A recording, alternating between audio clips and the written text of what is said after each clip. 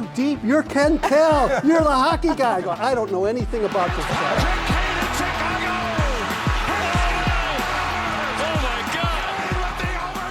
This is The Conversation Line, presented by Fieger Law. What's up, Red Wings fans? Welcome to another edition of The Conversation Line, brought to you by Fieger Law. I'm Daniela Bruce, alongside the Red Wings radio play-by-play announcer Ken Kell. And joining us today, one of the new faces in the Red Wings locker room, Craig Smith. Craig, first of all, welcome to Detroit. Thank you so much for taking the time to join us. Yeah, thanks for having me. I'm extremely grateful to be here. I'll tell you that. So, it's been just a couple days. I've been, just floored with how I've been treated here so far. So it's been great. Well, let's talk about the trade deadline as a whole. It can be a time of a little nerves and anxiety for some players around the league. And for you, what did that week look like? Did you expect the trade to happen? And how quickly did you get yourself to Detroit? Yeah, I mean, it's always in the back of your mind. I mean, it's just completely out of your control. So you're kind of ready for anything. It was funny because we were going on an 8-day road trip, so I was already packed up and ready to go. So had plenty of clothes. Yeah, it is what it is. And honestly, like, I got the call, I was pretty excited about it. When you find out that you're going to Detroit, part of that is the short drive and just how you have to get to the city is a lot easier than taking a flight and getting stuff over. So, but as far as the trade, I was laying down for a nap, get a phone call, and that's kind of how it goes. And then you just make adjustments from there. So, Craig, what was it like? You're in Chicago. All of a sudden, you're going to Detroit. What was the mindset? What are you thinking about going to Detroit? I was, like I said, I mean, I was sleeping. I get a phone call, and I found out that I'm being traded to Detroit, and like I was pretty fired up, to be honest. I ran up the stairs, and I was out of breath, and I was telling my wife, I was like, "Hey, we're going to Detroit." So she was, all in all, it's a great move for us. I mean, it's really exciting to you're traded to a team that's that's right in the mix, and they got a great club, being run by a great general manager, and it's I'm really excited to be here. Now, you've been through this before, obviously, but you seem like you're really excited to be here in the Motor City. Like what is it about Detroit that you like? It's there's multiple things. They got a great team first and foremost. They got a great leader. They got great players. They got a great GM that sees a future for this team and where it's going. And and I love the city too. I'm a Midwest kid, and this is all a part of it, and I feel kind of at home, being up this way. So you have a wife and you have a son. When something like this happens, it's the part that I think people that are watching right now, viewers, fans of the game, kind of forget about. So are they in Detroit with you already, or what's the plan there? Yeah, no, it's they'll probably be coming back and forth. So just depends on our schedule. But yeah, it is tough sometimes. I mean, I had a couple nights to hang with them before I left, and then you don't get to tuck them into bed for quite a while. So that's that part of it. It sucks, and we're lucky that we're not at a point where kids are in school, and maybe they might like their schools, or they might like their their friends that they have there, and that, I think, as you get older, it gets more complicated. But like I said, I mean, there's a lot out of your control, and just dictated by where your team's at, and what they need, and what the next team that you're traded to is looking for. So, you just make adjustments. And I was listening to Brad Marchand last night. He said every player has a shelf life, so you're kind of dictated by things around you, and you just have to make the best of it and move forward. So in Detroit, you get here. Were you familiar with any of the players on the team already? Gustafsson, I had like a week with him in Washington. Okay. Jeff Petrie, I played with him maybe 3-4 years at the World Championships. So I know some guys from there. Obviously Pete. Mm-hmm. I know I've met Kane a handful of times. I hope I'm not forgetting anybody. Yeah, that's okay. That's okay. If you're that's quite a few actually. Is it difficult to come into a new room like that, especially where this team is at, where they're trying to dig themselves out of a little hole and get back into the playoff contention? I think I think a big part of that is just being comfortable with yourself in the room and just coming in and trying to gel and get to know guys. And I think the quicker you can do that, you can adjust to it. And I think the better off you're going to be. But I just want to come in and be positive right away. I think that's the only way. I've been through these slumps quite a bit. I think that they're playing the right way for the last 2 games that I've seen, been a part of. So it's eventually going to break. You're eventually going to get your goals. I mean, we put up 48 shots last night.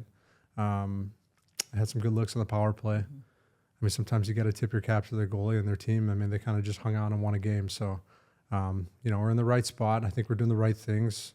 Being in the room, I think the temperature is just right. I think the guys, I can sense the urgency around the room. They got great leadership. I just want to add to that and stay positive. And, when things break, it's a good time of year for that, because I think, you always want to be playing your best hockey towards the end of the year, and that kind of transitions into that.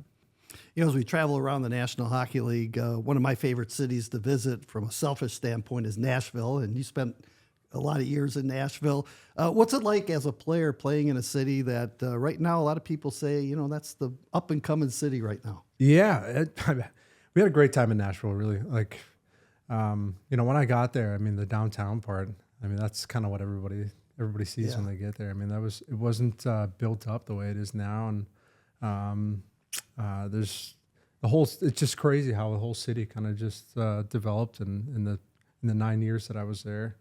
I lived over by Vanderbilt for the first 3 years, and then I moved over to the Green Hills area, but we loved it. I mean, it was just the passion. I didn't understand the passion with hockey when I first got there. It was like a Tuesday night, and we had a full house. I'm like, this is incredible. I would have never guessed that would have been like that. So it kind of blew me away. And the Southern hospitality is always a great part of it. So I love the city. I love the people there. Met a lot of people, a lot of friends outside of hockey in that city. And it always holds a special part in my heart.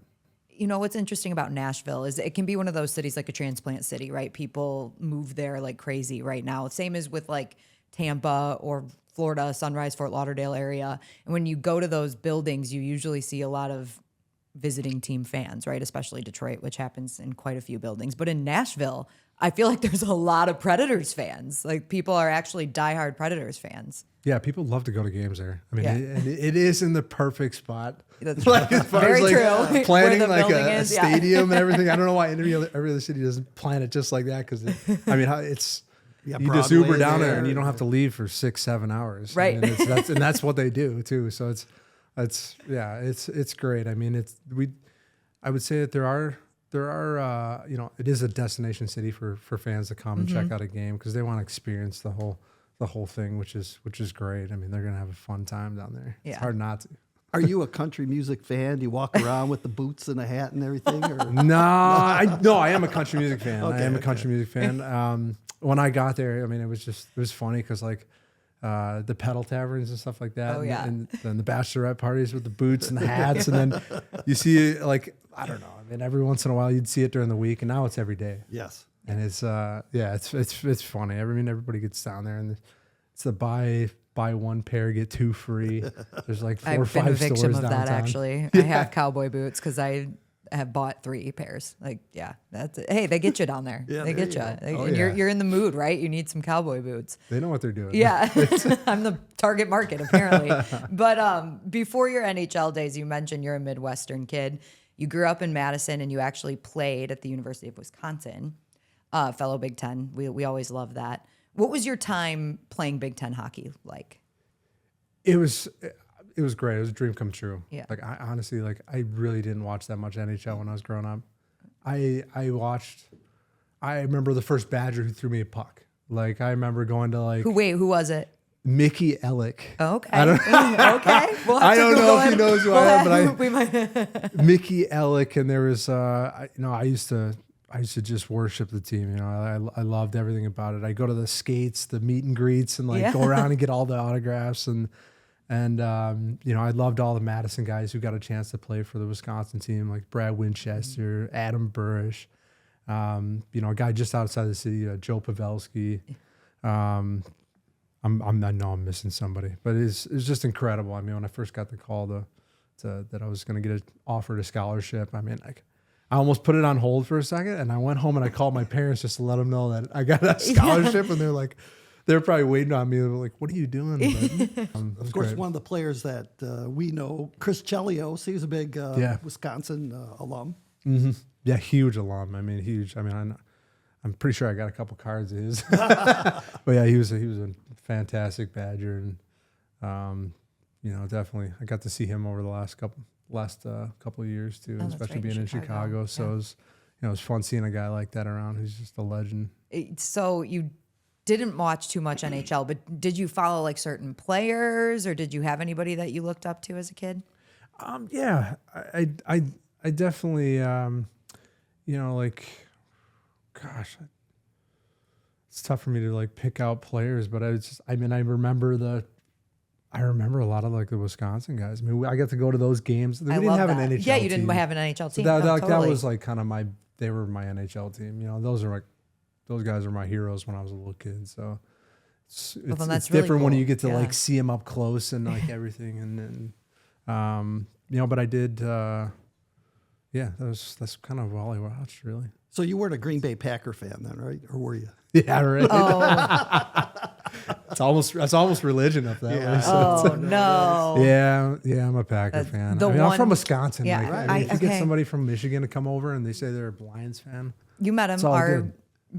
Our team writer, Jonathan Mills. He's a Lions fan. At least he claims he is. Oh, is he? He's a Lions fan, and he's from. I mean, it was hard not to be last year, to be honest. That's true. I mean, the fantastic team. Yeah. I mean, just watching Dan Campbell do his thing, and I love the guy since he first got hired for them. So, Yeah. I mean, you almost want to play for a guy like that. Talking about biting kneecaps off and just the way he wants to play with It'd grit be interesting to see him and coach everything. a hockey game, actually. Right? I think he could do it. I think he could too, just from pure motivation. Might not know the strategy too well, but like he Guys could would be do on it. board. They would understand what he's trying to say. Was there a coach that you ever played for that was kind of similar to Dan Campbell? Not too many people are, I guess, right? Yeah, I mean, just like complete from him. It's hard to say this because he's such a good coach.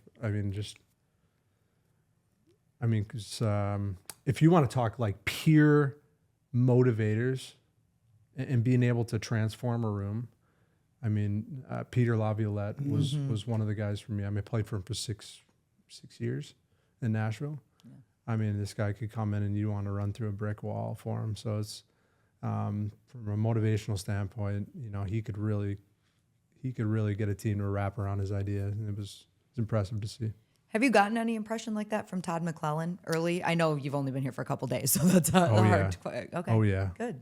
I've been with him for just 3 days here, and he gets your attention.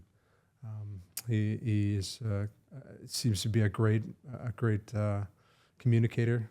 He's very clear about what he wants and how he wants to play.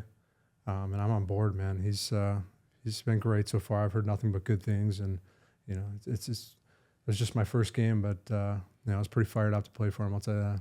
Now, Craig, you came here with another teammate, and Peter Mrazek. Is it easier when you're traded to a different city when somebody else comes along, or does it really not matter?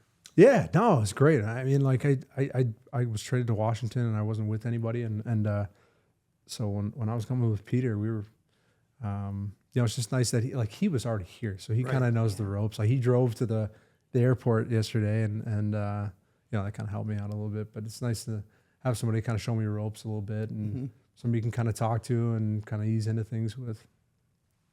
Just one last question for you. We talked about kind of where this team is at right now, trying to get into one of the wild card spots in the East. But for you personally, it's a big year too, the end of your contract, and you're playing the rest of the season here in Detroit. So what are your goals, and what are you trying to prove through these last few games? I just want to put my best foot forward. Take these last games here and help in any way I can, and prove that I can still play at a high level. And then that I have a lot to add here to the team. So, whatever way that is, I'm willing to do kind of whatever it is to help the team and to definitely add on and get into the playoffs. I said it was the last question, but I almost forgot to mention my favorite thing that I found out about you doing research for this podcast is that your dog has an Instagram. Yeah. That's what I came across, and I need fans to know that. Tula the Mini Golden, right? Yeah, Tula the Mini Golden. I don't have a public Instagram, so Yes. She's kind of the outlet for it. I was just gonna say, that's the first place you go, right? Is social media, and I'm like, well, I found the dog. That's all we need. So we've got Tula, and she's so cute. So I had to give that a shout out. It was great. Well, my wife started it, and it was kind of an outlet in that direction, but mainly because it's really just to keep all the memories together. Yeah. The dogs are a part of your life, right? They're a huge part of this, and we'll always be able to look back through that and look at videos and stuff ever since she was just a pup. So it was, that's kind of document everything, but she has fun with it. Yeah. Big Tula fans. We're Yeah. big Tula fans already. But thank you for taking the time to join us. We appreciate it. Yeah. Thanks, guys. Thanks, Greg. Appreciate it.